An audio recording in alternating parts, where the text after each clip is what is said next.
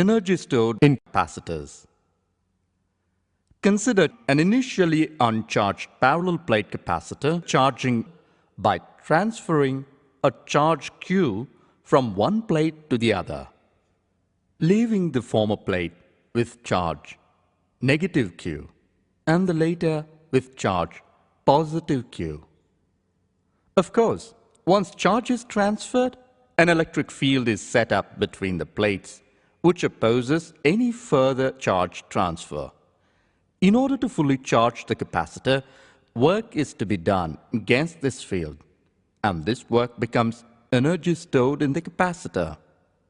Suppose that the capacitor plates carry a charge Q and that the potential difference between the plates is the work done in transferring an infinitesimal amount of charge dq from the negative to the positive plate is simply dW equals to V dq.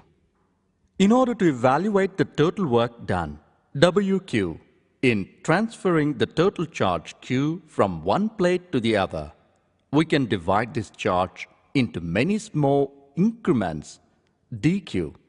Find the incremental work done in transferring charge using the above formula, and then sum all of these works.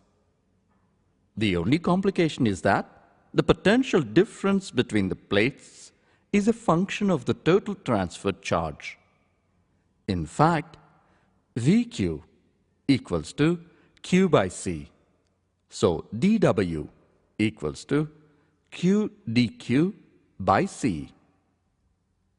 Integration yields WQ equals to integration from 0 to of Q. Q dQ by C equals to Q square by 2C. Note again that work W done in charging the capacitor is the same as the energy stored in the capacitor, since C equals to Q by V. Stored energy can be written in one of three equivalent forms.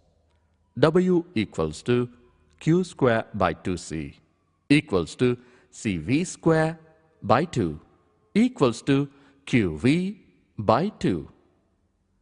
These formulae are valid for any type of capacitor, since the arguments that are used to drive them do not depend on any special property of parallel plate capacitors. The energy in a parallel plate capacitor is actually stored in the electric field generated between the plates. Consider a vacuum parallel plate capacitor whose plates are of cross-sectional area A and are spaced a distance d apart. The electric field generated E between the plates is approximately uniform and of magnitude sigma by epsilon naught, where sigma equals to Q by A and Q is the charge stored on the plates. The electric field is approximately zero. The potential difference between the plates is V equals to ED. Thus, the energy stored in the capacitor can be written W equals to CV square by 2 equals to epsilon naught AE square D square by 2D equals to epsilon naught AE square D by 2. Now, AD is the volume of the field minus filled region between the plates. So, if the energy is stored in the electric field, then the energy per unit volume or energy density of the field must be W equals to epsilon naught E square by 2. Thus, we can calculate the energy content of any electric field by dividing space into little cubes, applying the above formula to find the energy content of each cube, and then summing the energies thus obtained to obtain the total energy.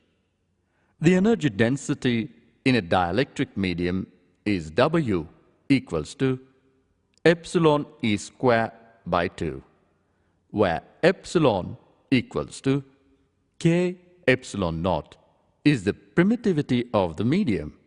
This energy density consists of two elements: the density epsilon naught E square by 2 held in the electric field, and the energy density K minus 1 epsilon naught E square by 2 held in the dielectric medium.